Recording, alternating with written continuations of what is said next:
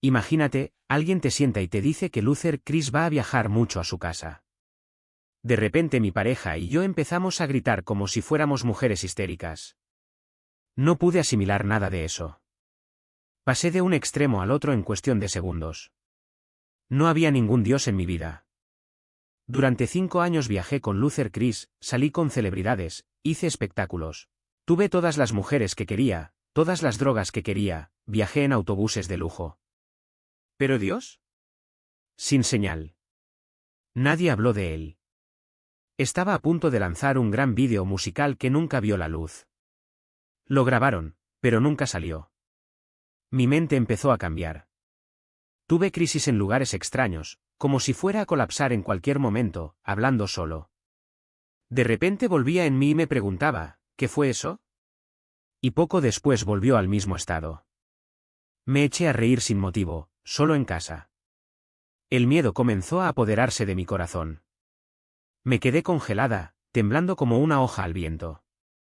Lentamente levanté la vista y vi una sombra de 3 metros flotando sobre mí, con una mirada psicótica que me llenó de terror. Intenté gritar el nombre de Jesús, pero las palabras no salían. Bienvenido a Tocando el Más Allá. Hoy nuestro invitado es Will. Will tenía un contrato en la industria del hip hop y viajó con Ludacris durante 5 años. Descubra que necesitó este ateo para abandonar el mundo de la música. Bienvenido, Will. ¿Cómo estás? Estoy bien, gracias. ¿Y tú? Estoy muy bien. Conocí tu canal recientemente y me ayudó a retomar el camino correcto. Cuando vi las historias de la gente, me di cuenta de que también había una historia así, solo que no era una experiencia cercana a la muerte. Fue algo así como un despertar. Me visitaron 3 demonios en un solo mes. Increíble, ¿no? Pero no sabía que otras personas habían pasado por esto. Cuando descubrí tu canal, me puse en contacto con un chico llamado Dominic Moro, que acabó convirtiéndose en un gran amigo. Entonces, algo me empujó a buscarte para contar parte de mi historia, porque la tenía guardada desde hacía mucho tiempo. Lo siento, solo quería decir que hemos estado intentando programar esta conversación durante meses y finalmente lo logramos. Fue una lucha constante contra estos espíritus demoníacos que intentaban impedirme hablar de Dios, de mi relación con Él y de su existencia. No fingiré que soy perfecta. Todavía enfrento muchas batallas. Creo que contar mi historia y estar aquí hoy es parte de mi victoria en esta guerra. Es una lucha que vengo librando desde hace mucho tiempo y pedirle a Dios libertad es parte de ese proceso. Gracias por compartir esto. ¿Puedes llevarnos al principio de todo? Tenías 7 años cuando conociste a Jesús, ¿verdad? Sí, exactamente. Pero antes de eso, hubo algo que me hizo darme cuenta de que Dios era real. Fue como un instinto, una certeza que nació dentro de mí. Yo tenía 7 años y salí del hospital de Chicago con mi padre. Era un chico inteligente, lleno de energía, el hijo menor de mi padre. Mi padre me tuvo tarde, a los 59 años, y a los 66 ya estaba delicado de salud. Salimos del hospital y lo miré, y una tristeza profunda me invadió. Miré hacia el cielo gris y sentí un peso en el pecho. Llegamos a casa y no toqué ni un solo juguete. No fui yo. Solo miré a mi padre y sentí que algo crecía dentro de mí. Nos fuimos a dormir, mi padre inmediatamente se desmayó y de la nada comencé a orar. Abracé a mi padre y le pedí a Dios con todas mis fuerzas, por favor, no dejes que mi padre muera. Por favor, no dejes que mi padre muera. Tenía solo 7 años. Luego lo eliminé. Al día siguiente me desperté y mi madre, que vivía en la calle y pasó un tiempo en prisión, apareció en casa. Mi madre era del tipo que hacía de todo en las calles, pero años después se redimió y murió como una verdadera creyente en Dios. Ese día, sin embargo, todavía estaba perdida. Entró a la casa como un huracán, corrió al dormitorio y volvió a salir corriendo. Mi padre, de 70 años, me preguntó, ¿qué hiciste para que tu madre se escapara así? Ella había robado el revólver calibre 38 de mi padre. Hay 2 versiones de lo que pasó después. Una es que alguien le debía dinero por drogas y la agredió, y ella quería venganza. La otra es que iba a vender el arma para comprar más droga. Mientras corría tras ella, mi padre vino detrás de mí. Intenté advertirle sobre lo que estaba haciendo mi madre, pero creo que fue entonces cuando comencé a desarrollar un trauma. Fue en ese momento que algo sobrenatural respondió a mi oración. Corriendo detrás de mi madre, mi padre salió de la casa y se desplomó en el suelo. Tuvo un infarto y murió. Pero la forma en que se fue hermosa. Todos salieron de la casa cantando, porque él era el cuidador del barrio y era muy respetado. Encendieron velas, todos estaban allí. Mi hermana vendría a recogerlo ese día para llevarlo al banco. Así fue como terminé bajo su cuidado. Mientras mi madre estaba perdida en las calles y mis hermanas seguían con sus vidas, yo estaba sola hasta que aparecieron y descubrieron que nuestro padre había muerto en el parque ese día. Llegamos al hospital, estaban todas mis hermanas, mi padre ya había fallecido. Yo estaba solo en la puerta de urgencias, tenía 7 años. Mi madre, al saber que de alguna manera ella había contribuido a eso, se asustó. Cuando me vio, intentó abrazarme, pero algo dentro de mí me dijo, no te acerques a ella. Sabía que algo andaba mal, pero no entendía qué. Ni siquiera quería acercarme. La puerta y dijo, hoy no me vas a poner un dedo encima. No fue un grito, no fue un desafío, fue una certeza que salió de mí como si alguien más estuviera hablando. Se detuvo en seco, sorprendido, como si hubiera roto una regla invisible que él pensó que nunca me atrevería a desafiar. Y luego, por primera vez, retrocedió. Esa noche cambió todo. No porque la violencia terminó, no terminó, sino porque me di cuenta de que el miedo que me impuso no era mayor que la ira que llevaba. Y esa ira, esa fuerza bruta que nació de la necesidad de sobrevivir, se convirtió en algo más. Empecé a canalizarla. No para destruir, sino para crear. Porque si no sacaba lo que había dentro de mí, me iba a comer vivo. Fue entonces cuando la música dejó de ser solo palabras garabateadas en cuadernos y se convirtió en mi voz. No tenía micrófono, ni estudio, ni nadie que me enseñara, pero tenía una necesidad desesperada de que me escucharan. Entonces tomaba la vieja radio de mi hermano, la ponía a todo volumen y cantaba sobre los ritmos que salían de los parlantes. A veces grababa mi voz en cintas de casete, colocando el dedo alrededor del botón de grabación para no perderme ni un segundo. Y cuando lo escuché, no era solo un sonido, era una prueba de que todavía estaba vivo. Eso todavía lo sentía. Que todavía podía luchar. Pero la lucha no fue solo contra el mundo exterior. Fue contra mí mismo. Porque por mucho que escribiera, por mucho que gritara en verso, había una parte de mí que todavía se negaba a perdonar. Mi madre, mi hermano, incluso Dios, todos me habían fallado en algún momento. Y no sabía cómo dejarlo atrás. Hasta que un día, sin previo aviso, la música me mostró el camino. Estaba escribiendo letras sobre el día que murió mi padre, sobre ese sentimiento de abandono que nunca me abandonó. Y en medio de la escritura, sucedió algo extraño, las palabras empezaron a reordenarse. Ya no se trataba de lo que me habían hecho, sino de lo que podía hacer con lo que me quedaba. Era como si una mano invisible hubiera pasado la página y hubiera dicho, ahora te toca a ti. Y lo entendí. No se trataba de ellos. Nunca lo había sido. Se trataba de elegir entre dejar que el pasado me defina o usar cada cicatriz como combustible para algo más grande. Entonces elegí. Elegí ya no ser la víctima. Elegí no esperar a que alguien me salvara. Y elegí creer que incluso cuando todo parecía perdido, había una razón por la que todavía estaba aquí. Porque si Dios me había dado la capacidad de sentir tanto dolor, fue porque también me había dado la fuerza para transformarlo en algo que valga la pena.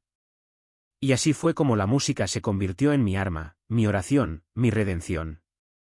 No se trataba solo de rimas o ritmos, se trataba de sobrevivir. Sobre tomar cada pedazo roto de mí y construir algo que nadie pueda quitarme. Algo que, al final, fue más grande que todas las veces que intentaron silenciarme. Me hundí en los libros como quien se ahoga en busca de aire. Porque si la fe me había fallado, las palabras aún me entendían. Y allí, entre páginas de filosofía, poesía e historia, encontré pedazos de mí mismo que nadie más podía ver. No se trataba de religión, se trataba de verdad. Sobre tomar cada mentira que me habían vendido y desmantelarla hasta que solo quedara lo que resistió la prueba del tiempo. Pero la vida no espera. Mientras intentaba coser mi alma con letras, el mundo seguía girando, implacable. Mi hermana exigía resultados, universidad o trabajo, no importaba, siempre y cuando encajara en el molde que ella había elegido para mí. ¿Y yo? Elegí la música. No como un escape, sino como una pelea. Porque si no podía controlar el caos que me rodeaba, al menos podía convertirlo en algo que nadie pudiera ignorar. Así volví a las calles que me criaron. Los mismos que me echaron, los mismos que me enseñaron a sobrevivir.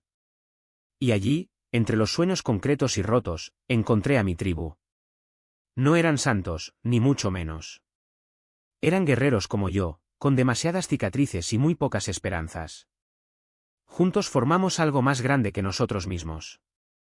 Rochon Lawson apareció como un faro en medio de la tormenta, no un salvador, sino un estratega.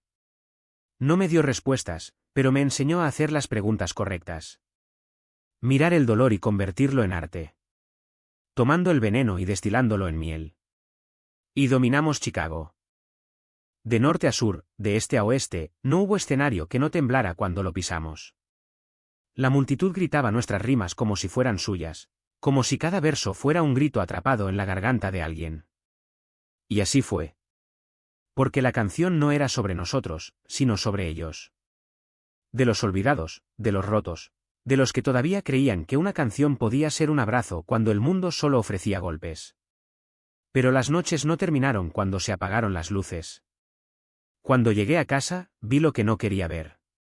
Mi hermana, que me exigía perfección, vivió una vida que no correspondía a las palabras que ella predicaba. ¿Y el pastor? Ah, el pastor. Hablaba de amor, pero sus ojos llevaban juicio. Habló de perdón, pero sus manos guardaban secretos. Y yo, que ya había visto demasiado, ya no podía creer en nada que no pudiera tocar. Si Dios era como ellos, entonces no lo era para mí. Entonces dejé de orar. Dejé de buscar respuestas donde solo había más preguntas. Y me aferré a lo que quedaba, las palabras, los ritmos, la cruda verdad que solo la música podía transmitir. La biblioteca se convirtió en mi templo, los libros en mis sacerdotes. Lo devoré todo: Nietzsche, Baldwin, Angelou, como si cada página fuera un antídoto contra la hipocresía que me rodeaba. Y en medio de ese torbellino, se formó una certeza: si no podía confiar en nadie, confiaría en mí mismo. Si no pudiera creer en Dios, creería en mi voz. Porque al final eso es todo lo que tenía. Y fue suficiente. El primer libro que tomé fue uno sobre física, Greg Braden, Puentes y tiempo, espacios milagrosos y creencias. Habló de teoría cuántica, de física cuántica, de cualquier cosa que me hiciera creer en algo más allá de la idea de su misión. Porque eso es lo que la mayoría de la gente no quería creer. O mejor dicho, eso es lo que no quería creer. En lo profundo de mi alma, en mi conciencia, entendí por qué resistí tanto: era rendirme a un poder superior a mí. Y tuve una relación con Jesús, lo llamé el abogado de los grandes casos. ¿Lo entiendes? Ahora veo sus niveles. ¿Por qué iba a pensar que tener razón era suficiente? Así que me alejé. Me alejé de todo. Solo me quedé con la música. Participamos en un show de talentos en Yale, en Nueva York. Después de una llamada, mi gerente nos dijo que no debíamos responder todavía. Pero entonces nos sentaron y lanzaron la bomba: Luther Vandross quería llevarnos a su casa. No lo creí. Mi pareja lo creyó de inmediato. Habíamos escuchado esta historia miles de veces: es la gran oportunidad, la oportunidad que estabas esperando. Pero esta vez fue real. Tuvimos una base enorme en Chicago entre 2004 y 2006, aplastando todo lo que encontramos. Éramos grandes. Entonces, cuando el tipo que habló por teléfono lo confirmó: Ludacris los quiere aquí la próxima semana, enviaremos los aviones, simplemente dijimos: está bien, genial. Al día siguiente, tenía un billete a Atlanta en la bandeja de entrada de mi correo electrónico. Mi familia ya había vivido todo esto conmigo: los espectáculos, los estudios, las noches de insomnio. Entonces, cuando les dije que íbamos a Atlanta a ver qué pasaba, ya lo sabían: era grave. Nuestro CD había llegado a manos de Ludacris porque mi manager trajo otro manager, que tenía una prima casada con un chico que conocía al rapero. Del punto A al punto B, hombre, el récord estaba ahí. Llegamos a Atlanta y condujimos durante 1 hora hasta una carretera perdida en medio de la nada. Nos detuvimos frente a una enorme puerta negra. Pubu. El conductor bajó la ventanilla. Oye, Chris, tengo a los muchachos aquí. Desde el otro lado, una voz respondió, está bien, déjenlos entrar. Mi pareja y yo gritamos como si fuéramos fans histéricos. Se abrieron los bares y ahí estaba, una mansión de 2 pisos, estatuas de la discográfica en el jardín, su nombre en letras grandes en la entrada. Entramos por la puerta trasera y encontramos a Ludacris en la cocina, preparando un sándwich de mantequilla de maní y mermelada como si nada. Ahí empezó todo. Fue allí donde mi hambre creció. La sed de más éxito, más fama, más de todo. Fue allí donde el alcohol se convirtió en un compañero, que las drogas se convirtieron en un refugio, que los traumas de la infancia, antes latentes, comenzaron a carcomerme por dentro. No había procesado nada. Salté de un extremo al otro y Dios no estaba en la ecuación. Cuando lo negué, sentí que un frío se apoderaba de mi cuerpo. Cuando dije en voz alta que Él no existía, algo se rompió. Mi hermano, que ya se había vuelto agnóstico, trató de arrastrarme al mismo agujero. Pensó que me estaba ayudando. Pero cuando dije Dios no es real, fue como si me desconectara de todo, del amor, de la alegría, de las emociones. Me convertí en hielo. Luego volví a las cosas New Age, a los principios espirituales sin concesiones. Pasé 5 años viajando con Ludacris. 5 años de fiestas, mujeres, drogas ilimitadas, autobuses turísticos y todo lo que el dinero podía comprar. Pero sin Dios. Y una cosa que noté en la industria de la música, nadie hablaba de Él. Nadie. Estaba a punto de estallar, un gran vídeo, una carrera que iba a despegar. Gracias a Dios no sucedió. Ves hoy lo que sucede detrás de escena y comprendes, Él trabaja de maneras misteriosas. Pero en ese momento me destruyó. Cuando el contrato no se concretó y dejamos la discográfica, no entendí la magnitud del golpe. Podría pasar días hablando de esos años, el detrás de escena, las promesas, las decepciones. Pero resumiré, después de 2, 3 años de éxito, las cosas empezaron a ir mal.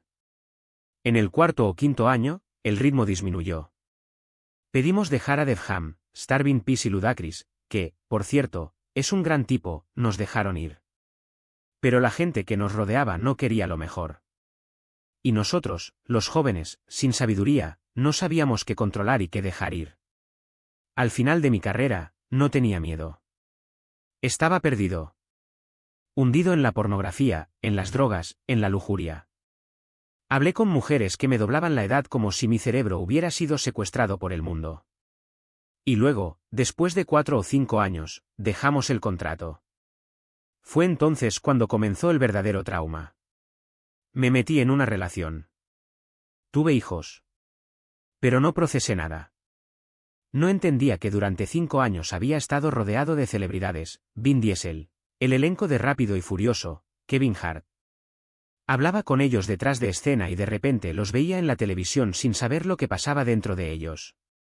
Porque nunca aprendí a lidiar con mis propias emociones. Fue una sensación horrible, saber que había estado allí, en ese mundo, y ahora estaba de regreso en un trabajo normal, fingiendo ser alguien que no era. Hice esto durante mucho tiempo. Yo era un artista. Y había huido de todo lo que era. Me convertí en narcisista. Abusivo. Todo lo que mi hermano había sido y que juré que nunca sería. No con mis hijos, nunca con ellos. Pero conmigo mismo, con los demás, con la vida. ¿Y lo peor? Ni siquiera me di cuenta. A partir de entonces. Porque yo no era nadie más. Un hombre sin raíces, sin propósito, sin nada más que un caparazón vacío que caminaba penosamente entre la vergüenza y la autodestrucción. ¿Y el más cruel? Lo sabía. Sentí que cada parte de mí se desmoronaba, pero no tenía fuerzas para detenerme. Yo era un fantasma en mi propia vida. Un novio horrible, un mentiroso compulsivo, un tramposo que ni siquiera entendía por qué hacía eso. Manipuló sin darse cuenta, hirió sin querer y al final lo único que quedó fue el vacío. No quería una relación, en realidad, nunca la quise. Pero cuando llegaron mis hijos, algo en mí se aferró a la idea de que necesitaba quedarme. Para ellos. Es solo que era demasiado débil para ser honesto. Demasiado débil para admitir que no sabía ser un hombre y mucho menos un padre. Y fue entonces cuando Dios entró. No con palabras dulces, no con un camino fácil, sino con el dolor que merecía. Porque nunca había visto hombres de verdad. Nunca había crecido con alguien que supiera lo que era la integridad. Luego él me quebró. Me aisló. Él me arrancó de todo y de todos para que finalmente pudiera escuchar su voz. Mi madre solía decir, justo antes de morir, Dios llamará tu atención de dos maneras. O caes de rodillas o te golpea de espaldas. Y eso es lo que pasó. Me caí. Y me caí mal. Tenía una familia, 3 hijos y aún así me hundí en todo lo que me destruyó. Lujuria, pornografía, mujeres que no eran mi esposa, alcohol al límite. Invité a mi casa a personas que no tenían derecho a estar allí. Aproveché la situación, mi propia debilidad, y dejé que me chuparan la poca dignidad que me quedaba. Mi orgullo, mi masculinidad, mi cordura, todo fue robado por estos espíritus que yo mismo alimenté. Porque eso es lo que hace el placer, te cambia el alma por migajas. Y al final lo perdí todo. Perdí a mi familia. Mi esposa se llevó a los niños y no la culpo. No más. Porque entendí que, por mucho que me doliera, era necesario.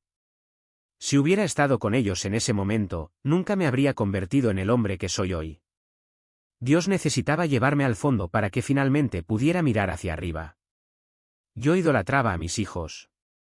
Los pongo por encima de Dios, por encima de mi matrimonio, por encima de todo. Y eso no fue amor, fue un trauma. Era mi propio dolor disfrazado de devoción. Luego vino la separación. La pelea. Ella tomó a los niños y yo me lancé de cabeza al abismo. El alcohol se convirtió en mi único compañero. Mi comportamiento fue irracional, impredecible. Dejé mi trabajo convencido de que volvería a la música, como si el mundo todavía me estuviera esperando. Pero la verdad es que estaba perdido. Viví en Radford, luego en Detroit y luego en ninguna parte. Bebió hasta desmayarse. Usé drogas. Vi gente morir frente a mí. Vi cómo se desarrollaba el caos como si fuera una película, sin darme cuenta de que yo era el protagonista. Vivía en el coche. Dormía en refugios. Trabajé en Chrysler 10 años, hasta que me trasladaron a Detroit y me hundí aún más. Bebía todos los días, casi hasta la muerte. Fui a rehabilitación, pero allí me echaron por beber. Conseguí un trabajo en Amazon, pero me despidieron por mi ego y mi bebida. Y luego, cuando pensé que no podía caer más bajo, lo hice. Fue entonces cuando el diablo vino a buscarme. No con cuernos y fuego, sino con la voz apacible de la tentación. Conocí a una mujer. Ella me dijo que estaba casada. Me dije a mí mismo que no me involucraría. Pero al día siguiente, después de una noche bebiendo, regresé. Y fue entonces cuando Dios me mostró que Él no juega. No juegues con lo sagrado. Estaba borracho. Conduciendo. Y entonces, de repente, me desperté. Miré hacia un lado y la policía estaba allí. El coche quedó destruido. El parachoques delantero, el capó, todo estaba abollado. No llevaba cinturón de seguridad. No debería haber sobrevivido. Pero sobreviví. Porque mi madre había pasado años orando por mí. Le pidió a Dios que enviara ángeles para protegerme y guiarme de regreso a casa. Y en ese momento, en medio del camino, con el auto hecho pedazos y la muerte tocando a la puerta, lo sentí. Sentí que no era una coincidencia. Fue una intervención. Fue el principio del fin de mi caída. O, quién sabe, el comienzo de algo nuevo. Desmoronarse dentro de mí. No era solo ira, era algo más profundo, una oscuridad profundamente arraigada que me consumía desde dentro. Cada pensamiento era un paso hacia el abismo, cada respiración un recordatorio de que ya no me reconocía. Planifiqué todo hasta el más mínimo detalle, los tiempos, los recorridos, las palabras que diría antes de actuar. Creí, con una enfermiza convicción, que Dios mismo me protegería, que la justicia divina estaría de mi lado mientras mojaba mis manos en la sangre de quienes me habían traicionado. Pero luego vino el accidente. Y luego, el hotel, un lugar sin alma, donde el tiempo parecía arrastrarse como un peso muerto. Las delgadas paredes no podían contener los ecos de mi propia mente, que daba vueltas en círculos, regresando siempre al mismo punto, la venganza. Bebí para ahogar la voz que susurraba dentro de mí, pero solo se hizo más fuerte, más insistente.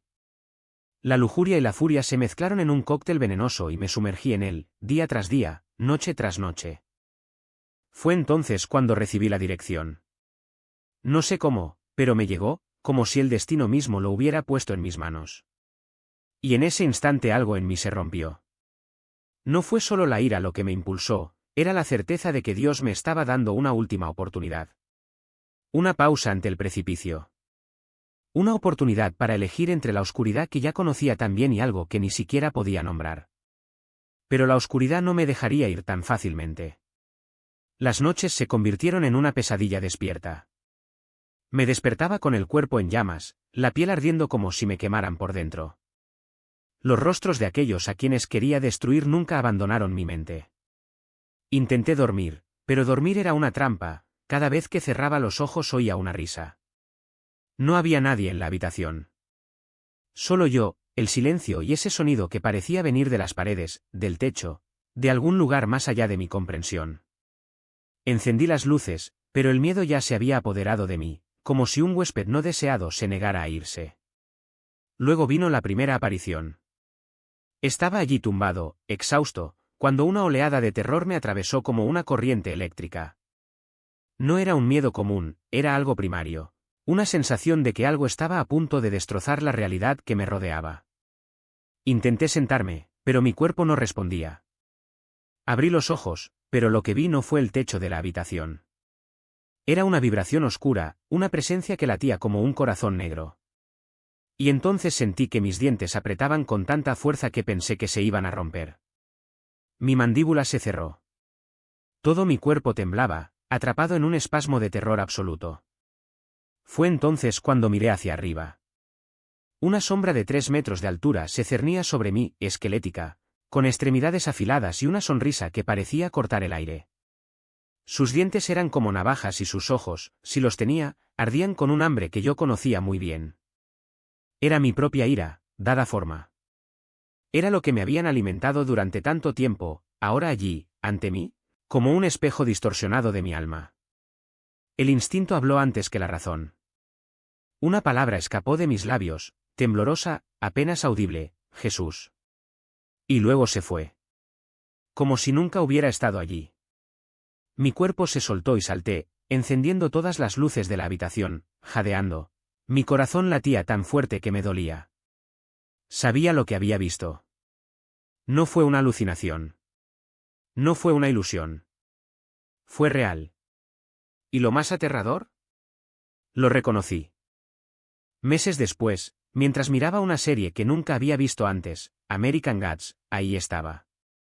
Exactamente el mismo rostro, los mismos dientes afilados, la misma aura de pura malicia. La misma criatura que me había dominado esa noche.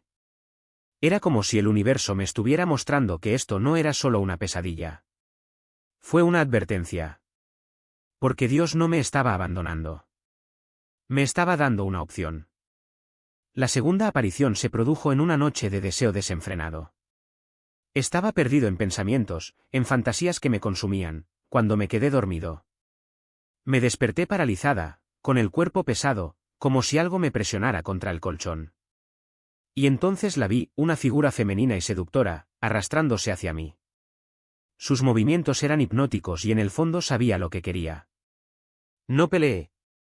No pude resistirme. En cierto nivel, quería eso. Y en el momento en que lo acepté, en el momento en que dejé que esa energía me envolviera, perdí el conocimiento. Me desperté a la mañana siguiente como si nada hubiera pasado. Pero algo había cambiado. La tercera vez fue diferente. No hubo miedo. Solo una presencia.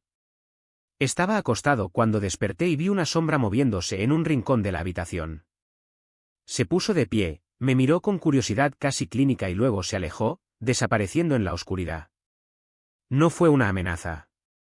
Ella era observadora. Más tarde, En la oración, entendí, era un espíritu de vigilancia. Algo que me había estado observando durante mucho tiempo, esperando ver qué haría con lo que Dios había puesto en mi camino. Y entonces casi muero. La bebida me consumió hasta casi llevarme. Una noche, después de otra botella, sentí la muerte tan cerca que su aliento helado me tocó la nuca. Fue en ese momento que algo dentro de mí se rompió. Ya no era ira. Ya no era desesperación. Fue rendición. Necesitaba salir de allí. Llamé a un amigo, le pedí ayuda y me mudé a un centro de rehabilitación. Y fue allí, entre paredes que olían a café rancio y a frágil esperanza, donde comencé a orar de nuevo. No como antes, con palabras vacías, por obligación. Pero con una urgencia que venía desde lo más profundo de mi alma. Y entonces sucedió algo extraordinario. La paz ha regresado. No era una paz cualquiera. Era como si alguien hubiera abierto las ventanas de una habitación que había estado cerrada durante años, dejando entrar aire fresco. Mi mente se aclaró. Mis pensamientos dejaron de dar vueltas en círculos. Y por primera vez en mucho tiempo sentí que ya no estaba sola. Dios no me había abandonado. Estuvo allí todo el tiempo, esperando a que eligiera la luz en lugar de la oscuridad. Y cuando finalmente lo hice, las puertas empezaron a abrirse. No todos a la vez. No mágicamente. Pero de una manera real y tangible, como si cada paso que di hacia él fuera acompañado de un paso de él hacia mí. Y luego comencé a cantar. No porque sea cantante. No porque tuviera algún talento especial. Sino porque, por primera vez en años, lo sentí. Sentí la presencia de algo más grande que yo, algo que me amaba a pesar de todo. Y esta canción, esta conexión, era una prueba de que ya no estaba perdida. Fue el comienzo de algo nuevo. Algo que todavía no podía nombrar, pero que sabía, en lo más profundo de mi ser, que valía la pena vivir. Y entonces sucedió algo extraordinario, las máscaras empezaron a caerse.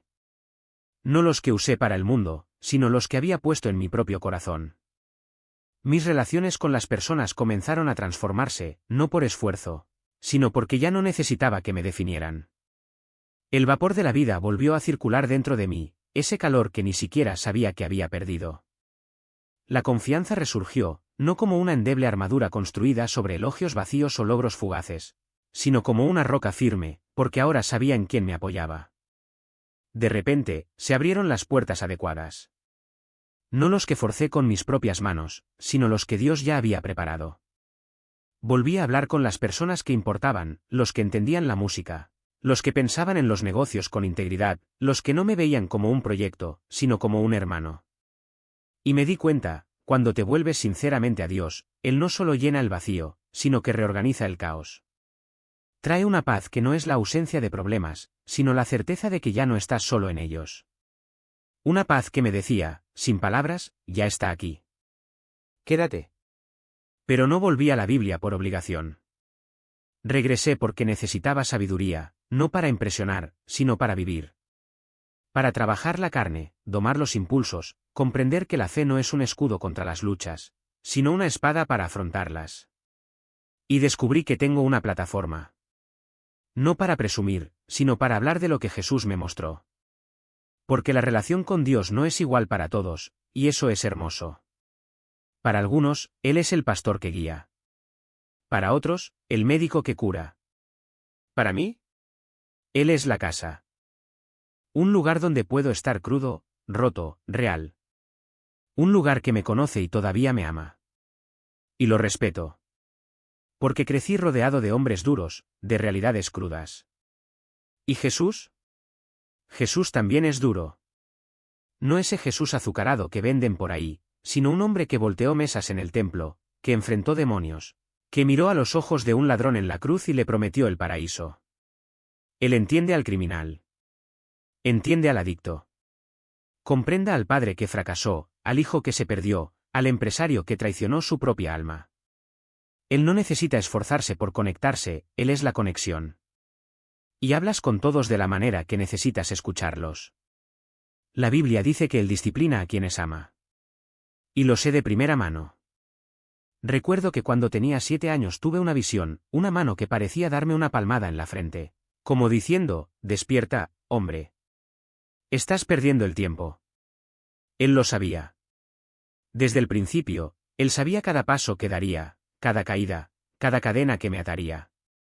Sabía que sería esclavizado por fortalezas demoníacas, que el enemigo usaría mis debilidades para intentar destruirme. ¿Pero Dios? Dios incluso usó estos ataques. Convirtió el veneno en medicina, la oscuridad en luz. Porque cuando regresas de verdad, Él no solo te limpia. Te devuelve más fuerte. Hoy, si paso un día sin orar, lo siento. No es una culpa religiosa, sino una inquietud en el alma, como si faltara algo esencial. Y te agradezco que sientas eso. Porque significa que mi relación con Jesús ya no es un hábito vacío, sino un hilo vivo que me mantiene conectado. Antes podía pasar semanas sin hablar con Dios y ni siquiera darme cuenta. Ahora, si me salto un día, mi espíritu grita. Y eso es bueno. Es una señal de que Él se ha convertido en mi oxígeno. ¿Alguna vez has sentido ese escalofrío en el alma cuando te alejas? Lo sentí. Cuando negué a Dios, el enemigo me dio todo lo que pensaba que quería, fama, dinero, placeres. Y por un tiempo se sintió bien. Pero era como el azúcar, dulce en la boca, veneno en la sangre. El diablo no te da nada gratis, te presta lo suficiente para hundirte. Y me estaba hundiendo. Incluso firmé un contrato discográfico, pero hoy veo que fue una bendición que no despegara. Porque si me hubiera convertido en una celebridad en aquel entonces, habría consolidado mi separación de Dios. Habría confundido el éxito con la felicidad, el aplauso con el amor. Pero Dios no me dejó llegar al final. Me mostró lo que el mundo tenía para ofrecer y luego me rompió. Literalmente. Me redujo a nada. Y fue allí, en el suelo, donde comprendí, lo único que me mantiene cuerdo es su amor. Ahora miro hacia atrás y veo un propósito en cada cicatriz. Porque lo que experimenté en la industria de la música, el backstage sucio, la idolatría vacía, las promesas incumplidas, no fue en vano. Hoy en día, no amo a las celebridades. No corro detrás del dinero. No me arrodillo ante nadie. Aprendí a valerme por mi cuenta. ¿Qué pasa si a alguien no le gusta? Su problema. Sé quién es mi rey. Ahora mi historia ya no se trata de mí. Se trata de lo que Dios está haciendo a través de mí. Y es por eso que volví a la música, no para repetir los mismos errores, sino para usar mi voz de una manera nueva. Estoy creando contenido que habla de mi viaje, las noches de adicción, las madrugadas de arrepentimiento, los momentos en los que pensé que no había salida. Pero también muestro esperanza. Muestro que es posible levantarse. Muestro que la libertad no es una teoría, es una realidad. Y uso todo lo que tengo, música, boxeo, palabras. Porque Dios no desperdicia nada. Ni siquiera las cataratas. Ni siquiera las lágrimas. Ni siquiera el tiempo que parecía perdido. La Biblia dice que Cristo nos hizo libres para la libertad. Y lo vivo,